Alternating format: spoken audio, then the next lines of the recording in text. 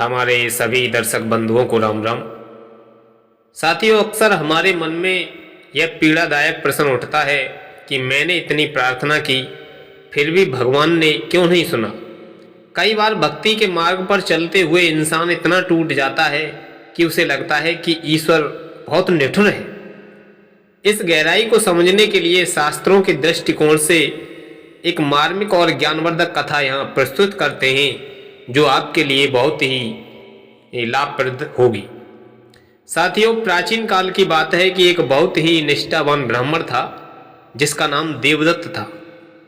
देवदत्त भगवान विष्णु का परम भक्त था।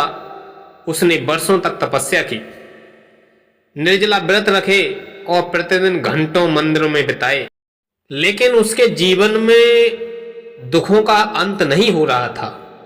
उसकी आर्थिक स्थिति दयनीय थी, संतान अस्वस्थ थी और समाज में उसका अपमान होता था।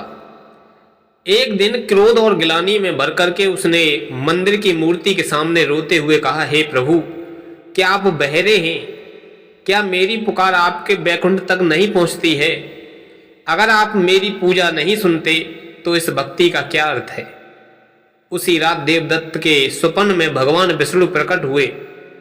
देवदत्त ने वही प्रश्न दोहराया। तब भगवान मुस्कुराते हुए कहा उन्होंने कि पुत्र, मैं हर क्षण तुम्हें सुनता हूं, पर मैं तुम्हारी प्रार्थनाओं का उत्तर तुम्हारी इच्छा से नहीं देता, बल्कि तुम्हारे कल्याण की दृष्टि से देखता हूं मैं। तो 3 कारण हैं जो क्यों प्रार्थना अधूरी लगती है। भगवान ने देवदत्त को 3 रहस्य समझाए जो आज हर मनुष्य के लिए मार्गदर्शक हैं। भगवान ने कहा, देवदत्त, पिछले जन्म में तुमने अनजाने में कई जीवों को कष्ट दिया था। इस जन्म में जो तुम भोग रहे हो वह तुम्हारे कर्मों का शोधन है। यदि मैं आज तुम्हारी सारी परेशानी एक झटके में खत्म कर दूं तो तुम्हारा ऋण खत्म नहीं होगा और तुम्हें उसे भोगने के लिए फिर से जन्म लेना पड़ेगा। मैं तुम्हारी प्रार्थना सुनकर के दुख कम नहीं कर रहा, बल्कि उन्हें दुख को सहने की शक्ति दे रहा हूं, ताकि तुम इस जन्म मरण के चक्कर से मुक्त हो सको और वह मांगना जो हमारे लिए विष के समान है। दूसरी बात उन्होंने यह बताई, कभी कभी हम ईश्वर से प्रार्थना करते हुए मांगते हैं कि जो उस क्षण हमें सुखद लगता है, पर भविष्य में वह हमारे विनाश का कारण बन सकता है। जैसे एक बच्चा अपने पिता से जलता हुआ दीपक मांगता है क्योंकि वह चमक रहा है। पिता बच्चे के रोने के बावजूद उसे दीपक नहीं देता। यहाँ पिता की खामोशी ही उसकी ममता है। भगवान ने कहा, तुम मुझसे धन मांगते हो, पर मैं देख रहा हूं कि धन आते ही तुम्हारे भीतर अहंकार आ जाएगा और तुम भक्ति मार्ग से भटक जाओगे। मैं तुम्हारी प्रार्थना इसलिए अस्वीकार करता हूं ताकि तुम्हारी आत्मा सुरक्षित रहे। साथियों, एक बार माता पार्वती ने शिवजी से पूछा, महाराज, धरती पर लाखों लोग आपकी पूजा करते हैं, पर आप केवल कुछ ही नहीं सुनते उनकी, ऐसा क्यों है? तो महादेव ने देवी को समझाने के लिए एक लीला रची। वे एक वृद्ध दंपत्ति का रूप धारण करके एक रास्ते के किनारे बैठ जाते हैं जहां से भक्त मंदिर जा रहे थे। तो महादेव ने अपनी झोली से बहुत सारा कीचड़ फैला दिया था। पार्वती ने देखा कि सैकड़ों लोग हर हर महादेव करते हुए निकल रहे हैं, पर किसी ने रुक करके उस बूढ़े की मदद नहीं की। सब आपकी प्रार्थना की पर्ची लेकर के मंदिर पहुंचने में जल्दी थे।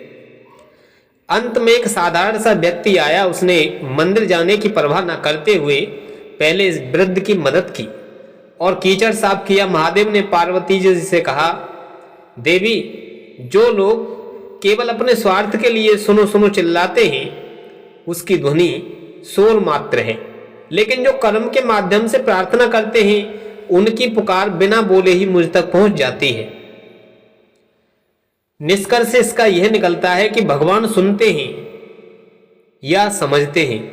भगवान आपकी पूजा इसलिए नहीं सुनते क्योंकि वे आपके नौकर नहीं हैं, बल्कि आपके अभिभावक हैं।